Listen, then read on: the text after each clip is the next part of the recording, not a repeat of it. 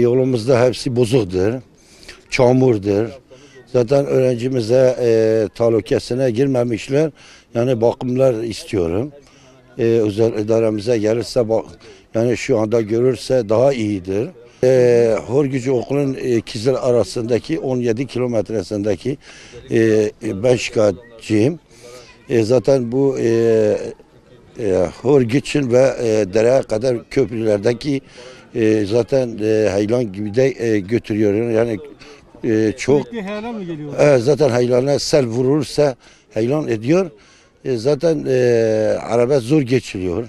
Orada o çocuklardaki bir şey de Allah göstermese, araba oraya gitseydi yani büyük ihtimal vardır yani mesela kaza falan var mı? Köprünün yıkılma tehlikesi var. Zaten vardır. O kenardaki zaten haylan sel felaketi de geçmişler, haylan götürdüler toprağı. Ne kadar başvursak bu yol konusunda muhtar arkadaşla beraber ne kadar başvursak baraj nedeniyle bize engel çıkartılıyor. Yani baraj nedeniyle ihale yapılmıyormuş. Öyle deniliyor büyükler tarafından, artık bilmiyorum. Bizim yollar genellikle baraj nedeniyle yapılmıyor diyor. Ama niye yapılmıyor biz de tam olarak bilmiyoruz. Ama gerçekten bizim yollar berbat. Yani şu anda keşke imkanınız olsa bozuk yerleri gösterebilsek size. Çok berbat yerler var. Hele bu dere kenarın tam yanı, köprü zaten son yaşlardan dolayı çökmek üzere. Yani çökmek üzere. Az bir şey kalmış. Zorla geçiyoruz. Yani arabaların zor, sadece bir geçiş kalma şeyi kalmış. Biraz daha yağış olsa köprü de yanı kullanılmaz. Çocukları götürüp getiriyoruz ya, çok tehlike bölge. Yani orası çok tehlikeli bir bölge hale gelmiş. O yüzden bu yolların bir an önce düzeltilmesini istiyoruz. Bir kere muhtar arkadaşlar, 3 muhtarla beraber, bir de şoför arkadaşla beraber komple gittik. Şirvan Karayol mu diyorlar, özel idareye gittik, başvurduk, durumumuzu anlattık. Gereken yapılır dedi ama halen bir şey yapılmadı bize. Şöyle bir şey, sadece bizim bir an önce bu yola bir çare bulmalarını istiyoruz yetkililerden. Başka da bir şeyimiz yok, bir başvurumuz yok sadece, ama bu yollar gerçekten, yani ben bu yaşa geldim, ya bu hale geldiğini ilk defa görüyorum. Bu kadar yani pis bir durumu aldığını, yolun böyle pis bir durumu olduğunu ilk defa görüyorum yani. 7-8 senedir abi sürekli diyorlar baraj olacak. Ne kadar başvuru yapıyorsak baraj olacak diyorlar. Yani hani baraj da yapsalar mesela bu yolun yani geride kalmayan köylere de bir proje yapılması lazım. O projeyi bari çizsinler. Evet. Yollarımız resmen kullanılamaz hale gelmiş. Özellikle mesela hastalarımız olduğu zaman yetiştiremiyoruz. Evet. Ama şöyle bir şey de var abim.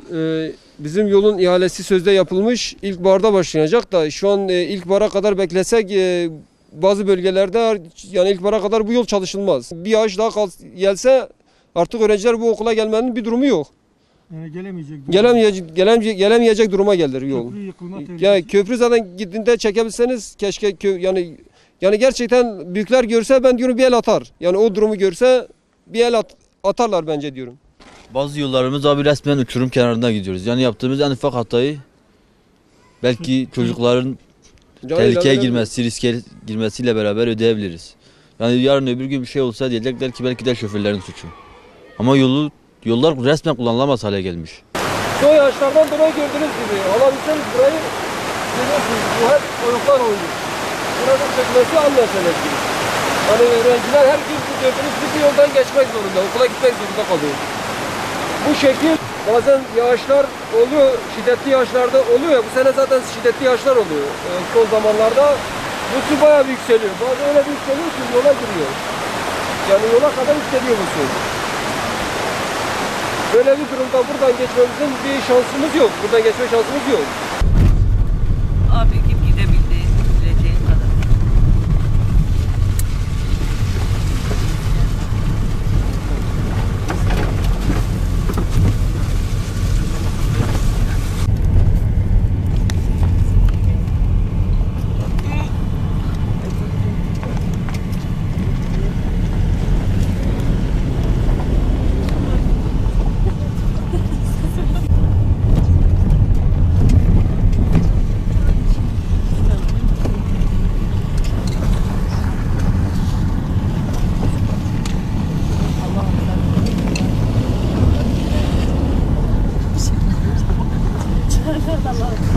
oldu.